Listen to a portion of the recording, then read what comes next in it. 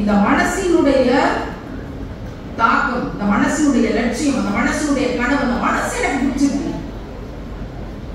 ஆனா அந்த 3 வருஷத்துக்கு முன்னாடி அதை பற்றி யாருமே கருதவும் இல்லை, அதை பற்றி யாரும் யோசிக்கவும் இல்லை. அதுதான் இஸ்லாம்.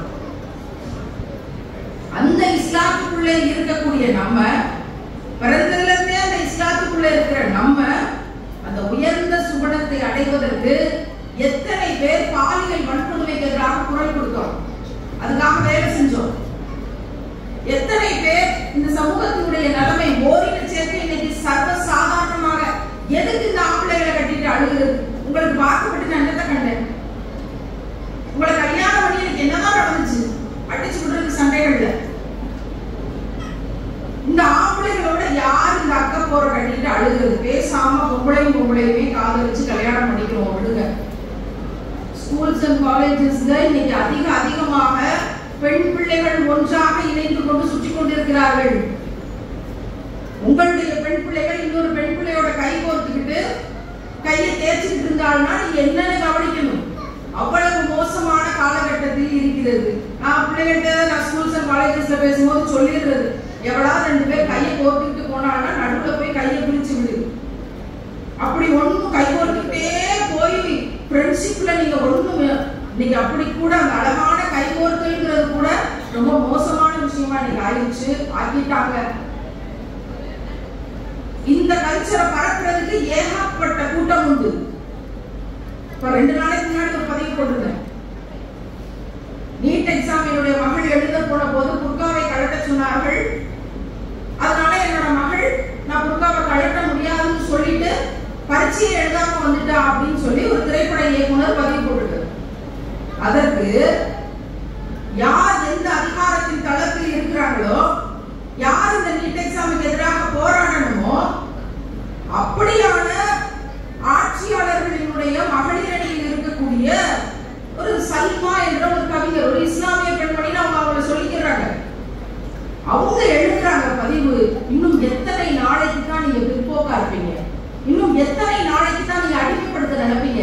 இன்னும் எத்தனை நாளைக்கு தான் நீங்க தவறான முன்னுதாரணமாக இருப்பீங்க? இங்க படிப்பு முக்கியம், இல்லைன்னா வாழ்க்கை போயிருங்கிற நிலைமை இருக்கும்போது புர்கா போடுறதா இப்ப உங்களுக்கு முக்கியமா? கொஞ்சம் பேசாமலாவது இருங்கள் அப்படின்னு பதிவு போடுறாங்க. இங்க இவ்வளவு பேரும் இந்த புர்காவின் மீது நம்பிக்கை கொண்டு போட்டு வந்திருக்கமே, எல்லாரும் படிக்காதவங்களா? எல்லாருக்கும் அறிவுங்கிறதே கிடையாதா? எல்லாரும் முட்டாள்களா? மடையர்களா? எதுவுமே நமக்கு தெரியாதா? உலகத்திலேயே சிறந்த ஸ்காலர், உலகத்திலேயே இதுவரைக்கும் ஒட்டுமொத்த பெண் இனத்திலே இதுவரைக்கும் பிறந்தவர்கள்ல உலக பெண்களில் சிறந்த ஸ்காலர் அன்னை ஆயிஷா. அவங்க ஹிஜாபோட இருந்தாங்க. ரசூலுல்லாஹ் சொன்ன இந்த ஆடை கலாச்சாரத்தை அவ்வளவு பேணுதலாக மேற்கொண்டாங்க அத்தனை வயது வரைக்கும். அவங்களுக்கு இல்லாத அறிவு உங்களுக்கு இருக்குது. நீங்க முற்போக்குவாதிகள். ஆடையை கழட்டி போட்டுட்டு எவ்வளவுக்கு எவ்வளவு ஆடை குறைவாக ஒரு ஆணை போல பேண்ட் சட்டை போட்டு கிப்பை கட்டி கொண்டு வர்றதுக்கு முற்போக்கு அப்படின்னு நீங்க வரவேற்கிறீங்களோ அதுக்கு இங்க உரிமை இருக்குது. ஆனால் நான் மறைத்துக் கொள்வேன் அப்படின்னு சொல்லிட்டு வர்றதுக்கு இங்க உரிமை இல்லை. அது பிற்போக்கு மடத்தனம். அப்படின்னா இஸ்லாமிய பிள்ளைகள் இன்னும் அதிகமாக படிக்கணும். ஒவ்வொரு துறையிலும் ஹிஜாபோட வந்து நிக்கணும். ஒவ்வொரு துறையிலும் நீ சயின்டிஸ்ட் ஆவறியா, நீ டீச்சர் ஆவறியா, நீ ப்ரொஃபசர் ஆவறியா, நீ டாக்டர் ஆவறியா, நீ இன்ஜினியர் ஆவறியா, நீ எம்எல்ஏவா எம்பியா, சட்டமன்றத்திலும் பாராளுமன்றத்திலும் ஹிஜாபோட உறுதிமொழி ஏற்கிற ஒரு நாள் வரணும்ல. அந்த நாள் வர அன்னைக்கு இவங்களுக்கு எல்லாம் பதில் சொல்லப்படும். படிங்க, உலகத்தை படிங்க, மார்க்க கல்வியோடு சேர்த்து படிங்க. இந்த சமூக கடமை எவ்வளவு சாதாரணமாக முற்போக்குவாதிகள்ன்றதுல ஒரு பக்கம், இன்னொரு பக்கம் நமக்கு தெரியும் நம்மளுடைய எதிரிகளாக யார் இருக்கிறார்கள், நாட்டை விட்டு வெளியேறுங்க நம்மளை யார் சொல்றாங்கன்னு நமக்கு ரொம்ப நல்லா தெரியும். இவங்களும் அதே தராசுல வைக்கலாம், இவங்களையும் அதே தராசுல வைக்கலாம். 2 பேருமே நமக்கு எதிரிகள் தான். நம்ம விளங்கிக்கிறது இல்லை.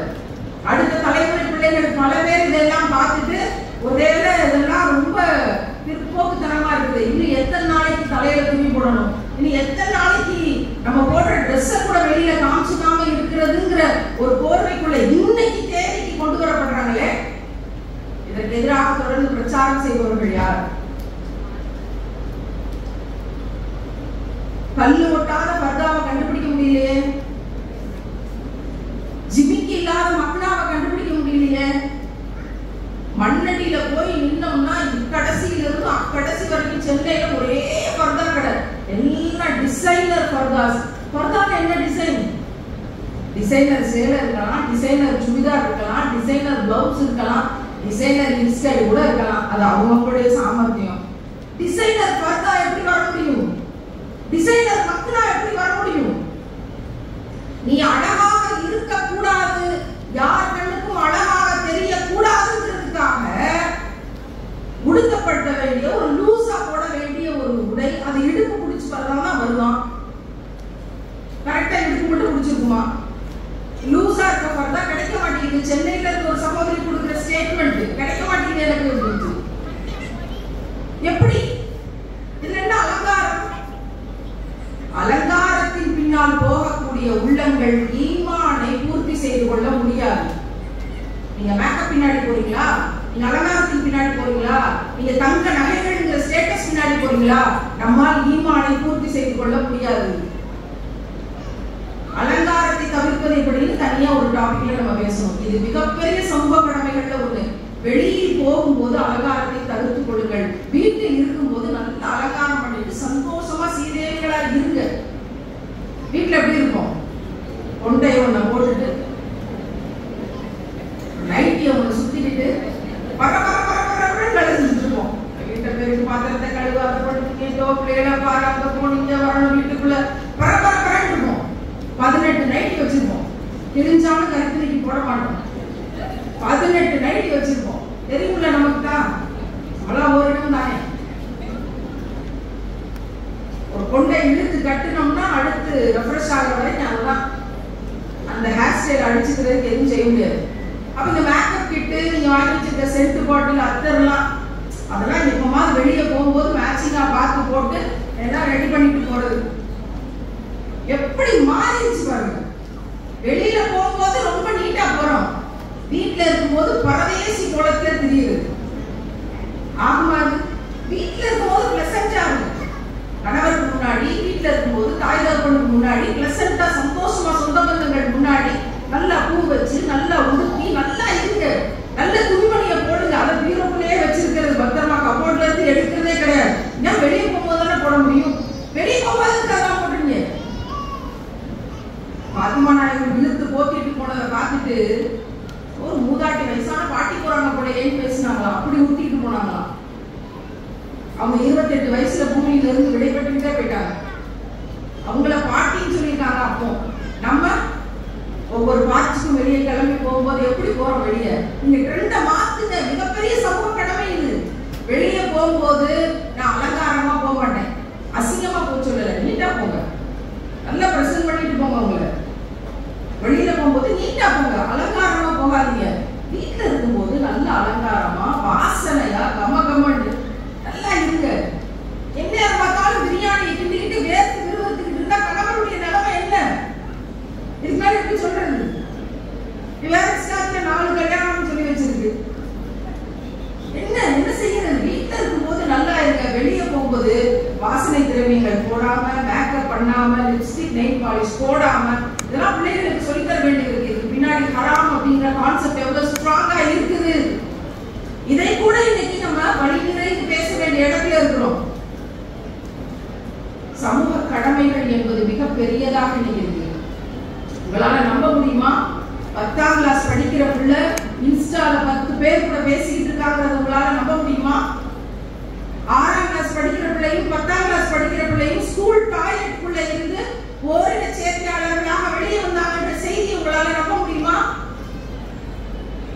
கைக்கு கடவுளாக அப்படிப்பட்டார்கள்.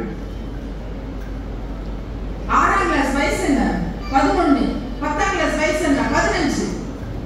2 பேரும் இந்த ஹார்மோன்களுடைய தூண்டுதலுக்கு, இந்த கையில இருக்க செல்போன்களுடைய தாக்கம் எல்லாத்தையும் தெரிந்து கொண்டு வெளிப்படையாக உடைச்சு பேச வேண்டிய நேரத்துக்கு வந்திருக்கிறோம். கல்யாணமாகி 15 பிள்ளை பிறக்கிறா, ஒரு பெண் பிள்ளை. அவ 15 வயசுல 10ஆம் கிளாஸ் படிக்கும் போது இன்ஸ்டாகிராம்ல 10 பேர் கூட பேசிட்டு இருக்கா.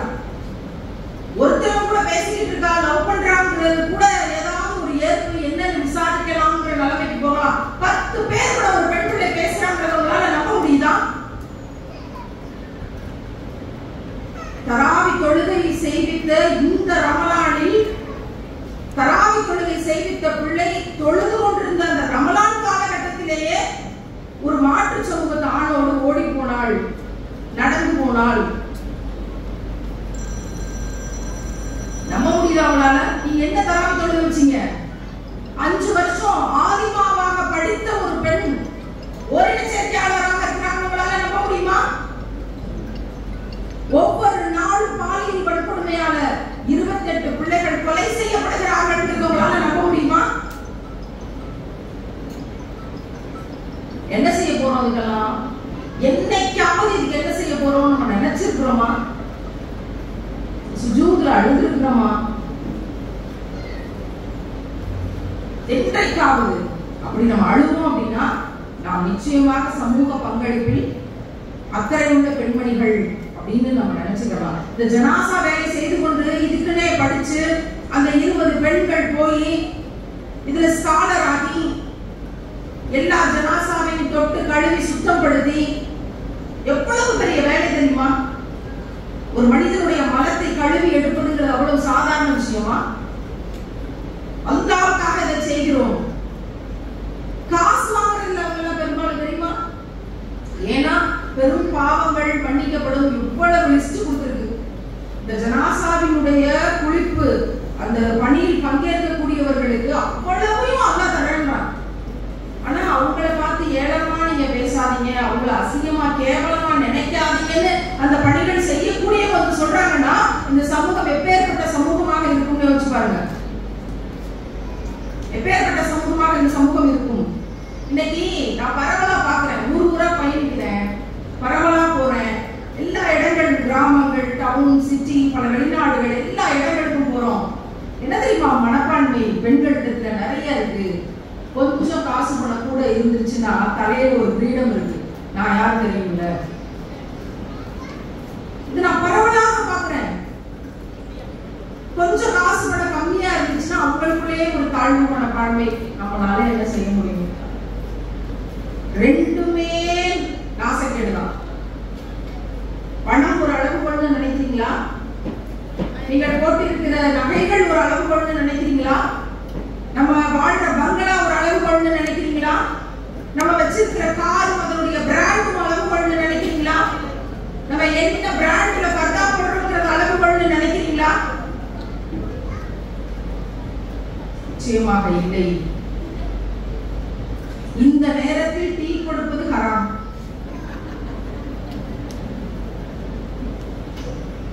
எனக்கெல்லாம் முடியல. 2-3 டேப்லெட்டை வாங்கி வச்சுட்டு வெயிட்டிங் லிஸ்ட்ல இருக்கட்டும், தேவைப்பட்டா போட்டுக்கணும் அப்படின்னு எல்லாம் பாதுகாத்துட்டோம். அப்படியே பயணத்துல வந்துட்டு ஓடிடணும் அப்படின்னு.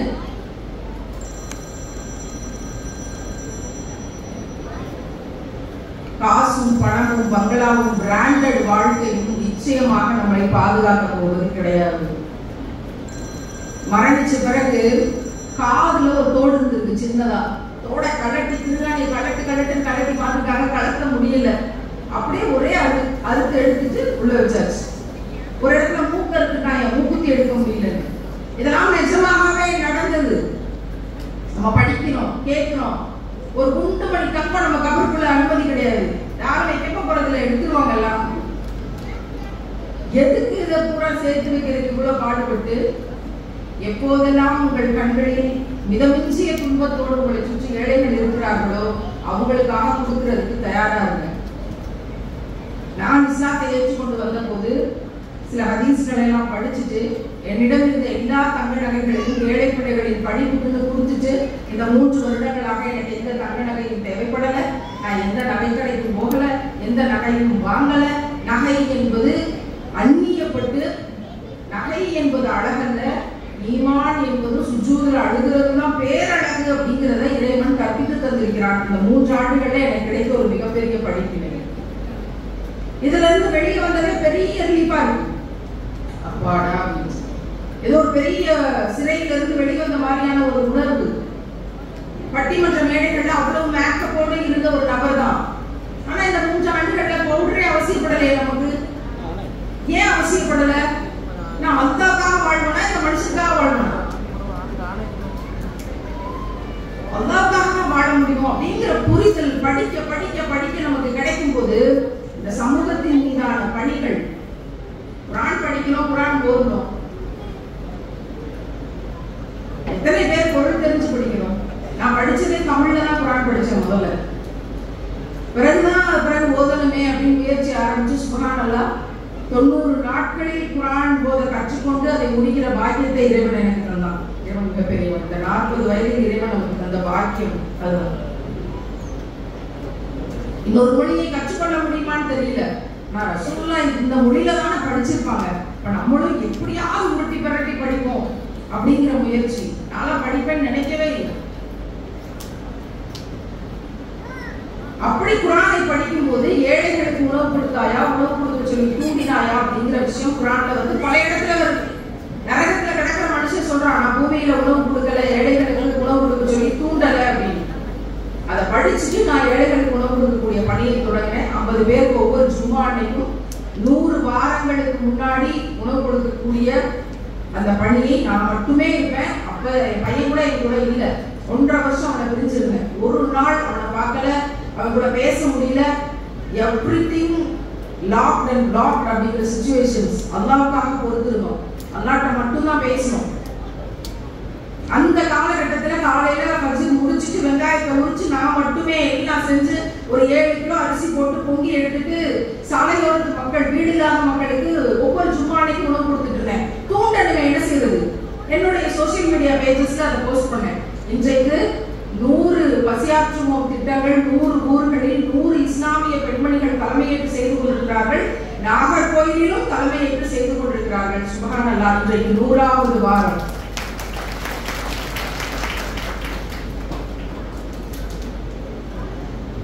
இறைவன் பெரியவர். 100 வாரத்துக்கு முன்னாடி தன்னந்தனியா உட்கார்ந்து ஒரு அனாதையாக வெங்காயம் முடித்துக் கொண்டிருந்த போது எனக்கு தெரியாது இந்த 100 வாரமா இறைவன் கொண்டு போவான். 100 பெண்மணிகளை பல ஊர்களில் தலைமையேற்க வைப்பான். ஒரு டீமா சேர்ந்து செயல்படும். சுப்ஹானல்லாஹ். ஒவ்வொரு ஊர்லயும் தூண்டப்படுவார்கள். நம்ம சேர்ந்து வேலை செய்வோம் அப்படிங்கிறது எனக்கு அப்போ தெரியாது. படிச்சோம், பொருள் விளங்குச்சு. இதுக்கு ஏதாவது ஒரு நியாயம் பண்ணணுமே அப்படிங்கிற ஒரு சின்ன ஸ்டெப் இறைவன் எங்க கொண்டு போய் விட்டுருக்கான் பாத்தீங்களா? இன்றைக்கு மட்டும் தமிழ்நாடு முழுக்க குறைஞ்சது 50,000 பேருக்கு உணவு கொடுக்கக்கூடிய பணிகள் இஸ்லாமிய பெண்கள் எடுத்து முன்னெடுத்துக்கிறார்கள் அப்படின்னா அதற்கு நம்ம எடுத்து வச்ச ஒரு சின்ன ஸ்டெப் காரணமா இருந்துச்சு அப்படின்னா குர்ஆனுக்காக நாம் என்ன செய்ய போகிறோம்? குர்ஆனை எங்க விளங்கிக்கிட்டோம்? நான் இந்த ஆயத்து படிச்சேன், இதனால இதை நான் செஞ்சேன், இப்ப வரைக்கும் செஞ்சுக்கிட்டு இருக்கேன் அப்படின்னு நம்ம ஒரு 10 விஷயமாவது மரணிக்கிறதுக்குள்ள செஞ்சு வைக்கணும். அல்லாஹ்ட்ட பதில் சொல்றதுக்கு அப்படி செஞ்சு வைக்கலன்னா நம்முடைய நிலைமை என்ன அப்படிங்கிறது தெரியாம போயிடும். இப்போ எண்ணி பாருங்க, ஒரு 10 விஷயம் நான் 10 வருஷமா அதை செஞ்சுட்டு இருக்கேன் அப்படின்னு பிறருக்கு, ஏழைகளுக்கு, அனாதைகளுக்கு, சிறைப்பட்டவர்களுக்கு இதை வந்து செஞ்சு வச்சிருக்கோம் அப்படின்னு சொல்றது ஒரு 10 விஷயம். நீங்களும் நானும் இப்ப மைண்ட்ல ஓட்டி பார்ப்போம்.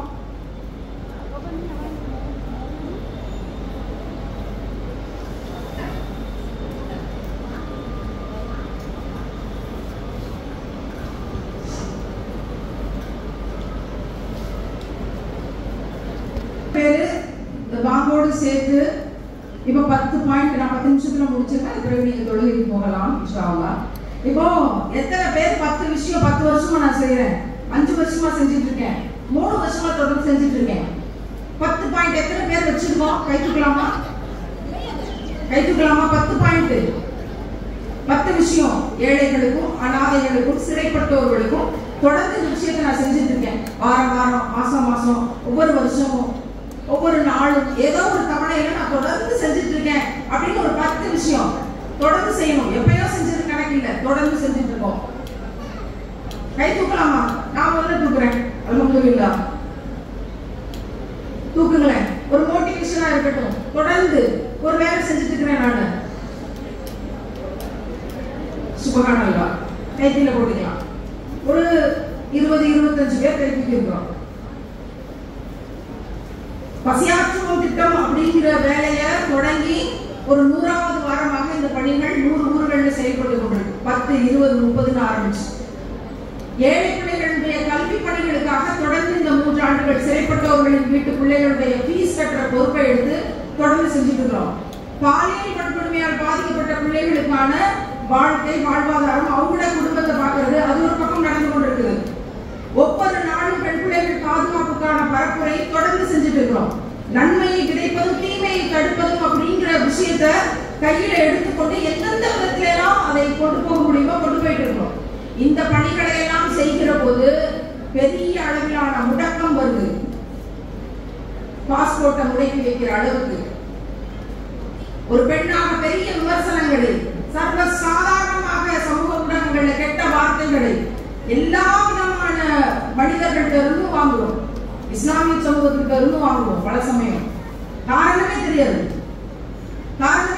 இந்த கூட்டத்துக்கு வராதீங்க அப்படின்னு போன் எங்களுக்கு, இந்த கூட்டத்துக்கு போகாதீங்க அப்படின்னு சொல்லி செய்தி வாட்ஸ்அப்ல இவங்க வருவாங்க, அவங்க வருவாங்க, இந்த ஜமாத் வரும், அந்த ஜமாத் வரும்.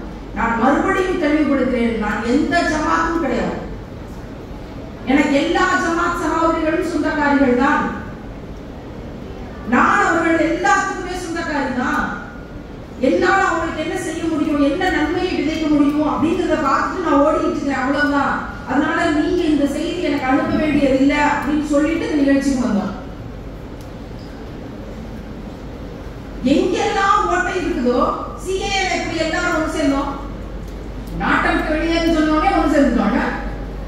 அங்க நமக்கு பஞ்சாயத்து இல்ல, பிரச்சனை இல்ல, சிக்கல் இல்ல, போராட்டம் இல்ல, அதுவா இதுவா அப்படிங்கிறதெல்லாம் இல்ல. நாட்டை விட்டு வெளியேறினோடனே ஒன்று சேர்ந்துட்டோமே, அகதி முகாமுக்கு போங்கன்னு சொன்னோடனே ஒன்று சேர்ந்துட்டோமே. ஒன்று சேர்ந்தாதான் என்ன, அவங்கவுங்க கருத்தியில் அவங்களுக்கு அதுக்கு அல்லாஹ் கூலி கொடுப்பான். நாம் இங்கே முஸ்லிம்களாக ஒன்று சேர்ந்து நிற்க வேண்டிய தேவை இருக்கிறார். குறிப்பாக பெண்களுக்கு சொல்றேன், இதயத்தால் ஒன்றுபட்டு நில்லுங்கள். என்னுடைய சகோதரி என்னை போல் பெண்ணாக படைக்கப்பட்டவள், அப்படி ஒன்றுபட்டு நில்லுங்கள். அதுவே ஒரு மிகப்பெரிய சமூக பங்களிப்பு. வீட்டுக்குள்ளேயே 4 சதவீதம் கிடந்தா எங்க இருந்து ஒன்றுபட்டு சமூகத்தில் நிற்கிறது?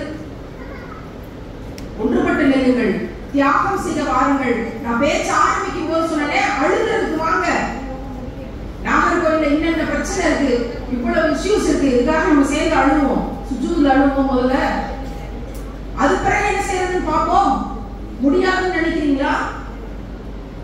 இந்த 3 ஆண்டுகளில் இதுவரைக்கும் 165 பிள்ளைகளுக்கு ஃபீஸ் கட்டி ஹையர் ஸ்டடீஸ் போயிருக்காங்க. இப்படி ஒரு 10 பெண்கள் சேர்ந்து நினைச்சதுனால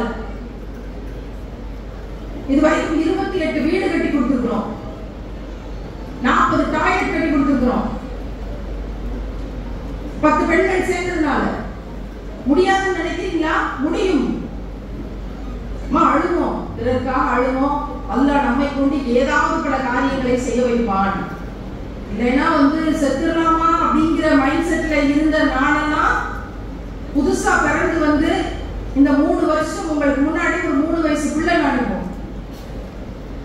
என்னை 40 வயது பெண்மணியா நீங்க பார்க்க கூடாது, 3 வயசு பிள்ளையா தான் பார்க்கணும். ஏன்னா எனக்கு இஸ்லாம் அதான் சொல்லி கொடுத்துருக்கு. உடைய எல்லா பாவங்களும் அழிக்கப்பட்டுச்சு. சுபஹானல்லாஹ். நீ 3 வயது பிள்ளை இருக்கும், ஒரு சின்ன பிள்ளையா இதெல்லாம் பேசிக் கொண்டிருக்கிற, இந்த செய்திகளை பரப்புகிற, என்ன ரிஸ்க் எடுத்தாலும் பரவாயில்ல, ரசூலுல்லாஹ் அதை சொல்லியிருக்காங்க, ஃபாலோ பண்ணித்தான் தீர்வோமே அப்படிங்கிற வைராக்கியம். ஏன்னா நான் எதையெல்லாம் தேடிட்டு இருந்தனோ எல்லாத்துக்குமான தீர்வு எனக்கு ரசூலுல்லாஹோட வாழ்க்கை தந்துச்சு. நான் முதல்ல ரசூலுல்லாஹோட வாழ்க்கை வரலாற்று தான் படிச்சேன். உசிலம்பட்டின்னு ஒரு ஊர் இருக்கு.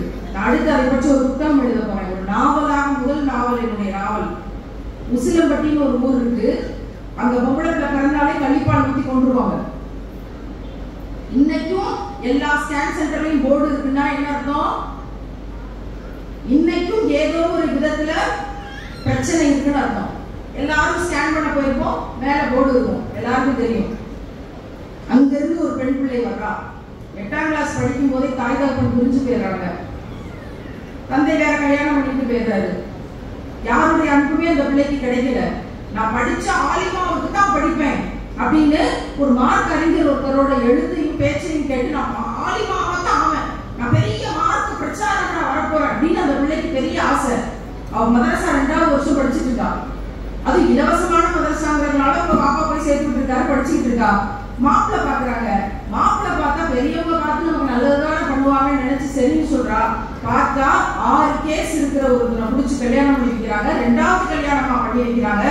போனா சரியான அடி தடி, பல பஞ்சாயத்துகள், ஜோசியம் பார்க்கறது, கயிறு கட்டுறது, தாயத்து கட்டுறது, பிள்ளையார்பட்டிக்கு போய் என்னமோ சொன்னாலே நேர்த்திக்கடன், பிள்ளையார்பட்டிக்கு போய் நேர்த்திக்கடன் செஞ்சுட்டு வாங்கன்னு சொல்லி அவ்வளவு இஷ்யூஸ்.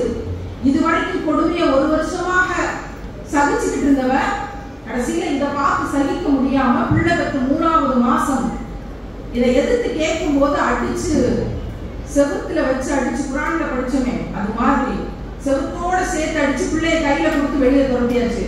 வெளியே வந்தா யார் வீட்லயுமே சேர்த்துக்க மாட்டேங்கிறாங்க. பெத்த இடத்துல யாரும் சேர்த்துக்க மாட்டேங்கிறாங்க.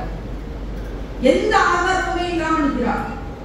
அவ 4 உலமாக்கள்கிட்ட கேட்டாலாம், 4 மார்க் அறிஞர்கள்ட்ட கேட்டாலாம். தலாக் கேட்கிறேன், பிள்ளை என்கிட்ட கொடுத்துருன்னு அவங்க வாப்பா கேட்கிறாரு. பிள்ளை யாருக்கு சொந்தம்? 1 வயசு பிள்ளை, தாய்ப்பால் குடியில் இருக்கக்கூடிய பிள்ளை. யாருக்கு சொந்த பிள்ளை சொல்லுங்க? தாய்க்கு தான் சொந்தம். 4 பேர் பிள்ளை தகப்பனுக்கு தான் சொந்தம்னு சொல்லி 4 பேர் மார்க் அறிஞர்கள்ங்கிறத நம்பி அல்லாஹ்வுக்காக நான் பிள்ளையை கொடுக்குறேன். எல்லாம் இப்ராஹிம் நபியை படிச்சுட்டு பரபரப்பா இருக்கிற உள்ளங்கள், அல்லாஹ்வுக்காக கொடுக்குறேன். அல்லாஹ் தான் சொல்லியிருக்கா? ஆமா அல்லாஹ் தான் சொல்லியிருக்கா. இதான் தீர்ப்பு. ரசூலுல்லாஹ் தான் தீர்ப்பா சொல்லியிருக்காங்களா? ஆமா ரசூலுல்லாஹ் அதை தான் தீர்ப்பா சொல்லியிருக்காங்க. பிள்ளை கொடுத்துட்டா. பிள்ளைய குடிக்கி பிச்சை எடுத்துட்டு போறாங்க. 1 வயசு பிள்ளை. அந்த பிள்ளை 8ஆம் கிளாஸ் படிக்க போகுது, 7ஆம் கிளாஸ் படிக்க போகுது. தாயும் பிள்ளையும் பிரிஞ்சாச்சு. கடைசியில பிரிஞ்சு போன தாய் மறுபடியும் ஒன்று சேர்ந்து அந்த பிள்ளைக்கு இன்னொரு கல்யாணம் பண்ணி வச்சு, அந்த 2ஆம் கல்யாணம் பண்ணவன் 10 வயசு பிள்ளையை சீரடிச்சு போக்சோல உள்ள கிடக்கிறான். போச்சா வாழ்க்கை மறுபடியும்? அவள் என்னை தேடி வந்தாள். பாலியல் வன்கொடுமைக்கு எதிராக ஒருத்தி போராடி கொண்டிருக்கிறாள். என்னை தேடி வந்தாள். அங்க மிகச்சிறந்த பேச்சாளர் அந்த பிள்ளை. அவ்வளவு பிரமாதமா பேசுவா, ஆணித்தரமாக எடுத்து வைப்பா செய்திகளை. இன்னைக்கு அவ மார்க்கறிஞராக மாறிக்கிறார். அன்னைக்கு மார்க்கம் தெரியல. நாங்கள் இடம் கொடுத்து அரவணைச்சு ஆதரிச்சு வச்சிருக்கும் போது அவளுடைய ஊர்ல அவள் ஒரு மதரசால வேலை செஞ்சு அங்க இருந்தவங்களுக்கு பாடம் சொல்லி கொடுத்தா. அதுல 3 பேர் சனது வாங்குறதுக்காக ரெடியா இருக்காங்க. அந்த ஆட்கள் இவளை பாக்குறதுக்கு எங்க இடத்துக்கு வராங்க. நாங்க அட்ரஸ் சொன்னது தப்பு. பெண்கள் தானே வராங்க, வரட்டுமே, என்ன நம்ம இனம் தானே அப்படின்னு அட்ரஸ் சொன்னது தப்பு. பெண்கள் ஏன் நரகத்தில் அதிகமாக இருக்கிறார்கள்? வந்தாங்க. வந்துட்டு இருக்கிற இடம் பாதுகாப்பு இல்ல, கற்பொழுக்கத்தில் சிறந்த இடமாக இல்லை. அவங்க அம்மாவுக்கு போனை போட்டு நல்லா பேசிக்கிட்டு இருந்த அவங்க அம்மா, நீ எதுக்கும் கவலைப்படாத, இவனுங்கெல்லாம் ஜெயிலுக்கு போயிட்டாங்கன்னு கவலைப்படாத, அம்மா நான் இருக்கிறேன், நான் பாத்துக்கிறேன், உனக்கு எல்லா சப்போர்ட்டையும் கொடுக்குறேன்னு சொல்லிக்கிட்டு இருந்த அம்மாவுக்கு போனை போட்டு, இங்க இருந்து உங்க பிள்ளையை நீங்க மீட்கலைன்னா உங்க பிள்ளை உங்களுக்கு சொந்தமில்லை, கற்பொழுக்கத்தில் பாதுகாப்பு இல்லாத இடத்தில் இருக்கிறான்னு அவதூறு கிளப்பி விட்டுட்டு போயிட்டாங்க. 2 ஆலிமாக்களுக்கு நாங்க இடம் கொடுத்து அவங்களை பாதுகாத்து இருக்கிறோம். அவ்வளவு பணிகளை மை ஃபேமிலி மை சிஸ்டர்ஸ் விதவைகளுக்கான மாதாந்திர உதவித்தொகை ஸ்கீம் எடுத்து இந்த ரமலான்ல 100 பேருக்கு மாதாந்திர உதவித்தொகை வாங்கி கொடுத்த பிள்ளைகள் டே நைட் ஒர்க் பண்ணாங்க. ஆனா அந்த 3 பெண்மணிகள் போய் என்ன சொல்லிட்டாங்க? அந்த நாக்கு என்ன ஆகும்? நாளைக்கு நெருப்பு கத்திரிக்கோளால துண்டிக்கப்படாதா? அல்லாஹ் என்ன சொல்றான்? இப்படியான காட்சிகளோடு நாங்கள் கடந்து வந்து கொண்டிருக்கிறோம். செய்யக்கூடிய வேலை என்ன? நீங்க பெண்கள் 3 பேர் வந்து பேசக்கூடிய வேலை என்ன? நிச்சயமாக நம்ம அந்த மறுமை நாளுக்கு அஞ்சணும். அப்படி இல்லை அப்படின்னா அல்லாஹ் பார்த்து கொண்டுதான் இருக்கான். சூழ்ச்சியாளர்களுக்கு எல்லாம் சூழ்ச்சியாளர். இன்னைக்கு சிறப்பாக இந்த பணிகள் போய் கொண்டிருக்கு. இந்த பிள்ளைகள் எடுத்து செஞ்சுட்டு இருக்காங்க. ஒரு ஆன்லைன் மதரசாவை சொந்தமா தொடங்கி வேலை செய்து கொண்டிருக்கிறார்கள். அவங்களுக்காக நிறைய துவா செய்யுங்க. அந்த தாயும் பிள்ளையும் சேரணும்னு துவா செய்யுங்க. எதற்காக சொல்றோம்னா இதுல நமக்கு படிப்பினை இருக்கிறது. சமூக பங்களிப்புல மிக முக்கியமானது இந்த நாக்கிலிருந்து என்ன வார்த்தை வருது அப்படிங்கிறது ரொம்ப கவனமா இருக்கணும். இப்போ நீங்க தொழுக போறீங்கன்னா அல்லாஹ்ட்ட கேளுங்க, யா அல்லாஹ், குடும்பம் முதல் கடமை, சமூகம் இரண்டாம் கடமை என்கிற சமூக பங்களிப்பில் எங்களை நீ சிறப்பானவர்களாக ஆக்குவாயாக. அதன் பொருட்டு உயர்ந்த சுவனத்தை எங்களுக்கு நீ தருவாயாகன்னு கேளுங்க. அல்லாஹ் கருவியாக்குவான் நிச்சயமா. இது போல பரப்புரை செய்வதற்கு 1,00,000 பேர் தேவை. 1,00,000 பேர் தேவை. இங்க இருந்து எத்தனை பேர் தயாராக இருக்கீங்க உங்கள் வீட்டு பிள்ளைகளை தயாரிக்க? இங்க இருந்து எத்தனை பேர், நாம் எத்தனை பேர் தயாரா இருக்கிறோம்? இந்த பெண்கள் ஜனாசா வாட்ஸ்அப் குரூப்னு போட்டு நம்பர்லாம் போட்டுட்டாங்களே, இதில் ஜாயின் பண்ண எத்தனை பேர் தயாரா இருக்கும்? கை தூக்க பார்ப்போம். கூட்டமே இருக்குதான். இந்த வாட்ஸ்அப் குரூப்ல நான் ஜாயின் பண்ணிக்கிறேன், நல்ல கை எடுத்துக்க பார்ப்போம். சுபஹானல்லாஹ். கை கீழே போட்டுக்கலாம். எல்லா இடத்துலயும் பேனர் வச்சிருக்காங்க. நீங்க இன்னைக்கு வந்த வேலை செய்தி உள்வாங்கி இருக்கோம், சந்தோஷம். நம்மை நாம் பாதுகாக்கப்படுவோம். இந்த வாட்ஸ்அப் குரூப்ல சேருங்க. பிறகு மூலமா ஏதாவது ஒரு நன்மை விளையட்டுமே, ஏதாவது ஒரு நன்மை விளையட்டுமே. மாஷா அல்லாஹ். இந்த கூட்டத்தில் கலந்து கொண்டதன் பொருட்டு நம் அனைவருடைய பாவங்களையும் இறைவன் மன்னிப்பானாக. மேலான ஜன்னத்துல் ஃபிர்தௌஸை நமக்கு வழங்குவானாக. சிறந்த சமூக பங்களிப்புள்ள பெண்களாக நம்மை இறைவன் ஆக்குவானாக. அதற்கான கருணை கொண்ட உள்ளங்களாக நம் உள்ளத்தை இறைவன் விசாலப்படுத்துவானாக. நம் கபர்களை எல்லாம் இறைவன் வெளிச்சப்படுத்தி தருவானாக. நம் உயிரினும் மேலான உத்தம நபிகள் நாயகம் ஸல்லல்லாஹு அலைஹி வஸல்லம் அவர்களோடு மறுமையில் வாழக்கூடிய பாக்கியத்தை நம் அனைவருக்கும் இறைவன் தருவானாக. அதற்கான வாழ்க்கையை உண்மையில் அவனே வாழ வைப்பானாக. ஆமீன் ஆமீன் ஆமீன் யா ரப்பல் ஆலமீன். அஸ்ஸலாமு அலைக்கும் வரஹ்மத்துல்லாஹி வபரகாத்துஹு.